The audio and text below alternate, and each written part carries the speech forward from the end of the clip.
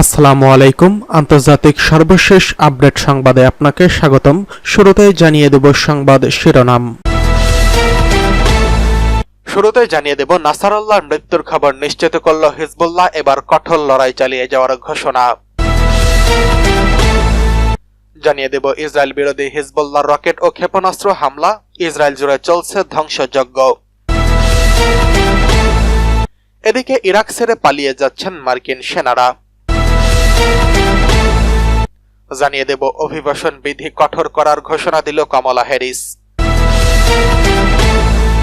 সর্বশেষ জানিয়ে দেব বিশ্ব সংকট নিয়ে ডক্টর ইউনূসের ভাষণ, যা বলছে জাতিসংঘ। এতক্ষণ শুনছিলেন সংবাদ শিরোনাম, এবারে বিস্তারিত। এবার হাসান নাসরুল্লাহর মৃত্যুর খবর নিশ্চিত করছে হিজবুল্লাহ, লড়াই চালিয়ে যাওয়ার ঘোষণা। হাসান নাসরুল্লাহর মৃত্যুর খবর নিশ্চিত করছে হিজবুল্লাহ, সেই সাথে ইসরায়েলের বিরুদ্ধে লড়াই চালিয়ে যাওয়ার ঘোষণা দিয়েছে লেবাননের সশস্ত্র গোষ্ঠীটি। এর আগে হিজবুল্লাহ শীর্ষ নেতা হাসান নাসরুল্লাহ হত্যার দাবি করেছিল ইসরায়েলি সামরিক বাহিনী।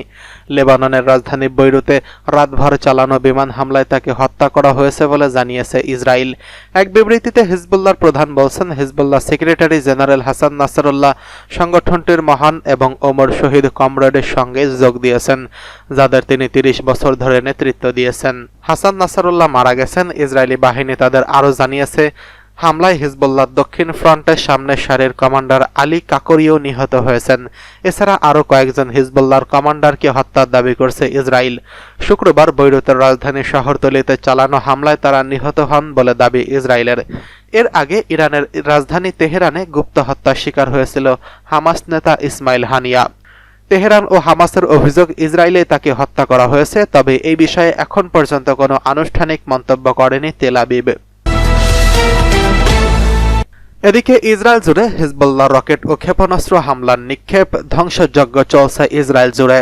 লেবাননের সশস্ত্র গোষ্ঠী হিজবুল্লাহ যোদ্ধারা ইসরায়েল জুড়ে পুরো উত্তরাঞ্চল জুড়ে ব্যাপক বিমান হামলা ও রকেট হামলা চালিয়েছে। হিজবুল্লাহ যোদ্ধারা ইসরায়েলি সামরিক বাহিনীর বিমান ঘাঁটিগুলো এবং বহু অবৈধ ইহুদি বসতি লক্ষ্য করে এসব হামলা চালিয়েছে।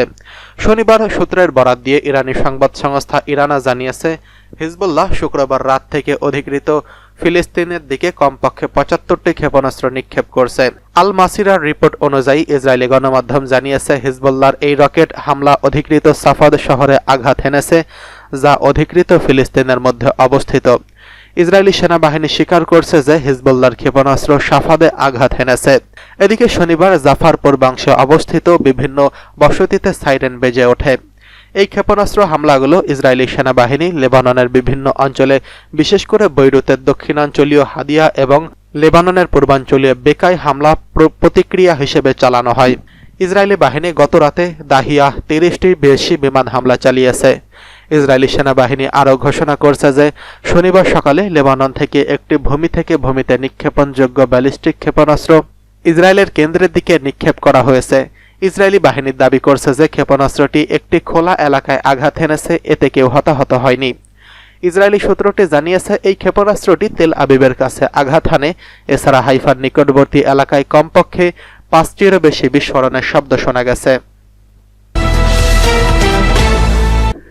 এদিকে ইরাক ছেড়ে পালিয়ে যাচ্ছে মার্কিন সেনারা। জঙ্গি গোষ্ঠী ইসলামিক স্টেটের বিরুদ্ধে যুদ্ধ করায় মার্কিন নেতৃত্বাধীন জোটের এক সামরিক দলের মিশন আগামী বছর ইতি টানা হবে এবং এজন্য গতকাল শুক্রবার ইরাকের সাথে একটি চুক্তির কথা জানিয়েছে যুক্তরাষ্ট্র। সেই চুক্তি অনুযায়ী মার্কিন সেনারা 2 দশক ধরে দখল করে রাখা কিছু ইরাকি ঘাঁটি ছেড়ে যাবে দেশে ফিরে। তবে ওই চুক্তির বিষয়ে বিস্তারিত কিছু জানানো হয়নি। ইরাকে বর্তমানে 2500 মার্কিন সেনা অবস্থান করছেন। তাদের মধ্যে অনেকেই এই চুক্তির আওতায়। কতজন ইরাক ছাড়বে তা নিশ্চিত করে জানায়নি পেন্টাগন। পেন্টাগনের উপপ্রেস সচিব সাবরিনা সিং জানিয়েছেন, ইরাকের মধ্যে যুক্তরাষ্ট্রের উপস্থিতির পরিবর্তন ঘটতে যাচ্ছে।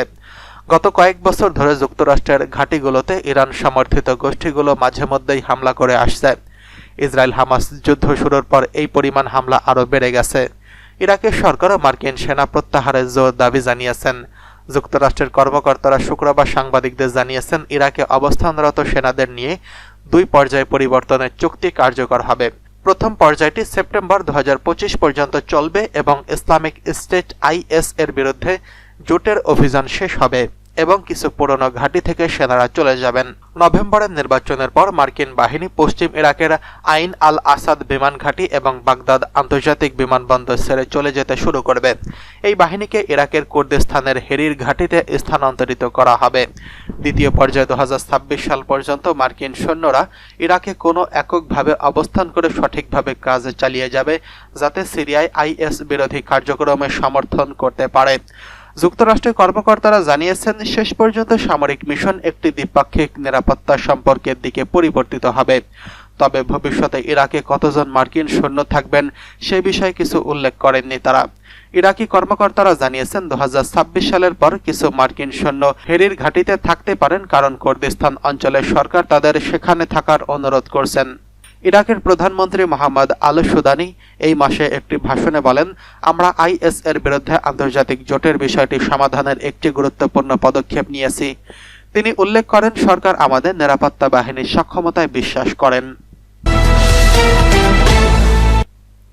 এদিকে অভিবাসন বিধি কঠোর করবেন কমলা হ্যারিস।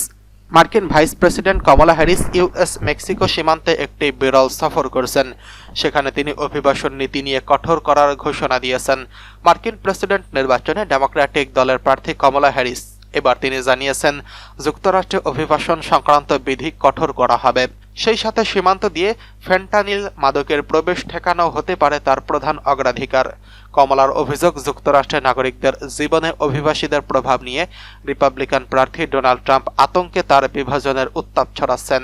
কমলা হ্যারিস সীমান্ত বন্ধ রেখে অভিবাসী প্রবেশ ঠেকাবেন বলে ঘোষণা দিয়েছেন। আর বেআইনিভাবে সীমান্ত অতিক্রম করা ব্যক্তিদের ধরে তাদের 5 বছর যাতে যুক্তরাষ্ট্রে প্রবেশ করতে না পারে সেই নিষেধাজ্ঞা দেওয়া হবে। সরকারি তথ্য অনুসারে মার্কিন প্রেসিডেন্ট জো বাইডেন তার আমলে অবৈধভাবে যুক্তরাষ্ট্র মেক্সিকো সীমান্ত অতিক্রমের অভিযোগে প্রায় 70 লাখ অভিবাসীকে গ্রেফতার করা হয়েছে। এই সংখ্যাটা রেকর্ড পর্যায়ের বেশি। এ নিয়ে সমালোচনা করে থাকেন ডোনাল্ড ট্রাম্প। তবে বাইডেন চলতি বছরের শুরুর দিকে অভিবাসন বিরোধী নিষেধাজ্ঞার ঘোষণা করার পর সীমান্ত দিয়ে অবৈধভাবে ঢুকে পড়ার ঘটনা অনেকেই কমেছে। এদিকে নিয়ম বহির্ভূত অভিবাসনের ক্রমবর্ধমান প্রবণতার জন্য গতকাল কমলা হ্যারিসকে দায়ী করেছেন ডোনাল্ড ট্রাম্প। ম্যানহাটনের ট্রাম্প টাওয়ারে দেওয়া বক্তব্যে ট্রাম্প বলেন, এই ধ্বংসের স্থপতি কমলা হ্যারিস। কিভাবে সীমান্ত সমস্যার সমাধান করতে চান সে সম্পর্কে তিনি কথা বলেই যাচ্ছেন। আমরা কেবল জানতে চাই তিনি কেন 4 বছর আগে এই কাজটি করেননি। এটা খুব সাধারণ প্রশ্ন। এদিকে বিশ্ব সংকট নিয়ে ডক্টর ইউনূসের ভাষণ, যা বলছে জাতিসংঘ। অন্তর্বর্তীকালীন সরকারের প্রধান উপদেষ্টা অধ্যাপক ডক্টর মোহাম্মদ ইউনূস যুক্তরাষ্ট্রের নিউ ইয়র্কে জাতিসংঘের সাধারণ পরিষদের ৭৯তম অধিবেশনে ভাষণ দেন। এতে তিনি বাংলাদেশের পরিস্থিতি সহ বিশ্ব সংকট নিয়ে কথা বলেন। একই দিন জাতিসংঘে নিয়মিত ব্রিফিংয়ে ডক্টর ইউনূসের ভাষণের বিষয়বস্তু নিয়ে প্রশ্ন করা হয়। ব্রিফিংয়ে জাতিসংঘ মহাসচিব অ্যান্তোনিও গুতেরেসের মুখপাত্র স্টিফেন ডুজারিককে সাংবাদিক শফিকুল ফজল আনসারি প্রশ্নটি করেন। মুশফিকুল বলেন, বাংলাদেশের অন্তর্বর্তীকালীন সরকারের প্রধান উপদেষ্টা নোবেলজয়ী ডক্টর মোহাম্মদ ইউনূস জাতিসংঘের সাধারণ অধিবেশনে ভাষণ দিয়েছেন। তিনি ভাষণে বাংলাদেশের জটিল পরিস্থিতি, পৃথিবীর বিভিন্ন জায়গায় চলমান যুদ্ধ, গাজা ও ইউক্রেনের মানবিক সংকটের কথা উল্লেখ করেছেন। তিনি দীর্ঘ সময় ধরে জাতিসংঘের অংশীদারদের হিসেবে অবদান রেখে চলেছেন। তার আজকের এই ভাষণকে কিভাবে দেখছেন? আমার দ্বিতীয় প্রশ্ন হচ্ছে, ডক্টর ইউনূস এবং জাতিসংঘ মহাসচিবের মধ্যকার বৈঠক নিয়ে আপনার পর্যবেক্ষণ কি?